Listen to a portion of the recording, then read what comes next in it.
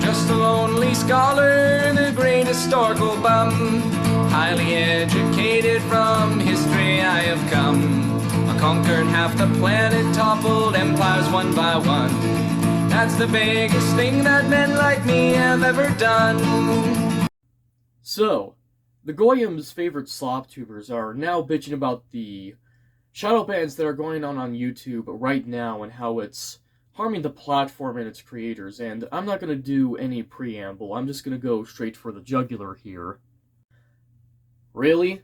Fucking really? Now they're bitching about it?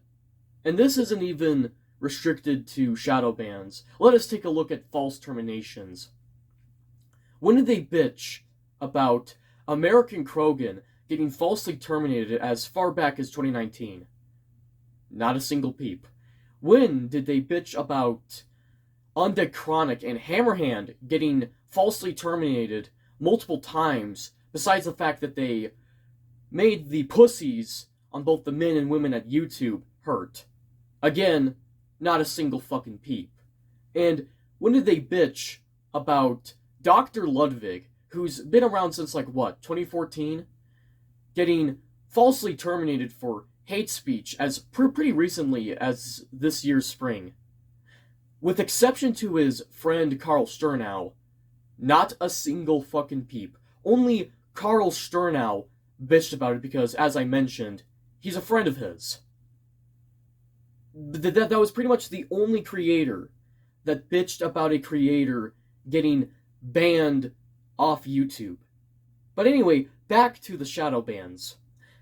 When did they bitch about Synthetic Man getting shadowbanned by our good kosher boy Mahler here? Oh wait, they didn't bitch about it. They actually celebrated it because he was right with God of War Ragnarok. Now this isn't exactly restricted to politics. This also applies to creativity because ever since the year of our beginning to descent down into hell, 2020, creativity has been thrown out the window on YouTube. Mainly thanks to the fact that in said beginning to descent down into hell, 2020, the internet went through a redification process. Nearly everything you see nowadays is just lame, fake, and gay. Compare it to the old internet of the 1990s to the 2010s, and you can see the stark contrast. At least there was a sense of sincerity and genuineness back in that time, but now it's all gone. Imagine how genuinely interesting Murder Drones would have been if the writers didn't use millennial writing. Imagine how interesting and memorable it would have been if they opted for a more Conan-esque style, or even a style that was reminiscent of Metro. Especially since that, despite the cartoonish-looking robots, the setting looks like something straight out of the Metro trilogy. Great gaming trilogy, by the way. I recommend playing it. But, imagine how creative that would have been if they went for a more darker setting and made it more darker. Or, if they wanted to go with the comedy stuff, they would have used the lighter aesthetics just to show that, oh, this is a bit more of a spoof. Or maybe, if you ask me, especially looking at the designs of the robots, why not use them in a fucking baby game? Like a good old-fashioned 3D platformer.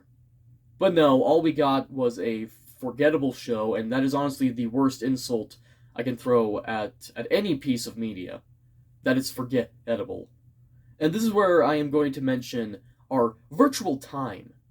He's a VTuber that I didn't really know about until my friend showed me, and honestly, his whole angel unit robot idea is pretty interesting, with exception to the Goonslop elements, because what do you expect?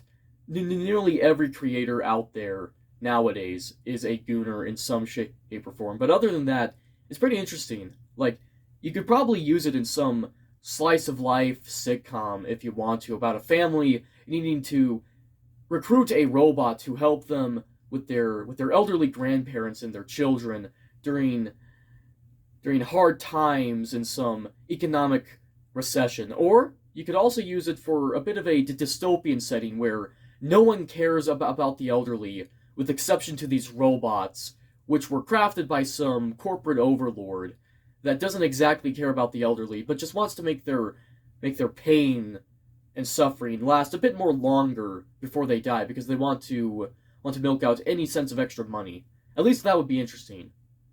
Like, that whole idea is way more interesting than anything made nowadays, with exception to the Gooner elements. But now the Shadowbans are targeting these people, and they're now bitching about it. And you may be wondering, holy Aryan Classic, Batman, what's making them bitch about this? Well, it turns out that the YouTube AI is now finally doing its fucking job in shadow banning accounts that use bots, and it turns out that channels such as Kyrgyzakt, which recently got shadow banned, has been using bots to boost themselves in the algorithm. No fucking way!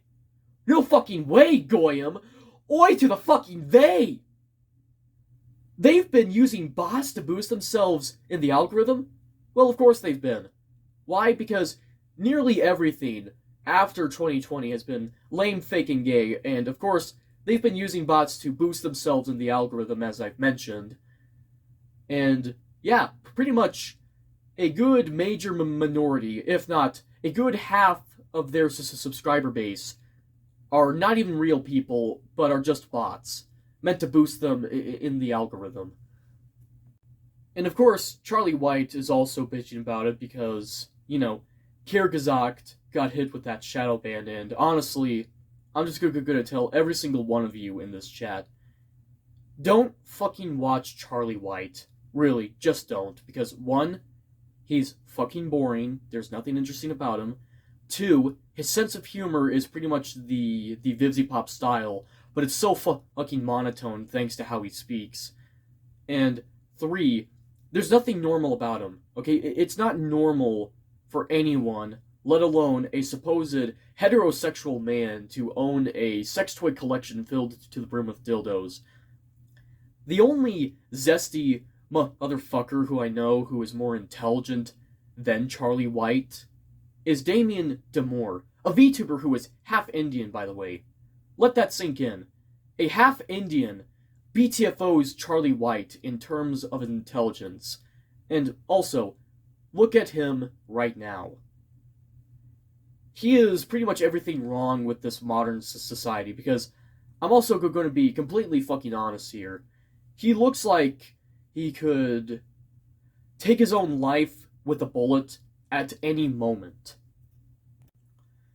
Anyway, that's all I have to say, besides the fact that these people deserve it, mainly because they've been supporting this shit politically and creatively for years because they're that fucking petty.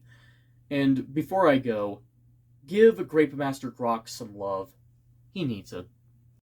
Ah, for just one time, I would take the Northwest Passage to find the hand of Franklin reaching for the Beaufort Sea, tracing one warm line through a land so wide and savage, and make a Northwest Passage to the sea.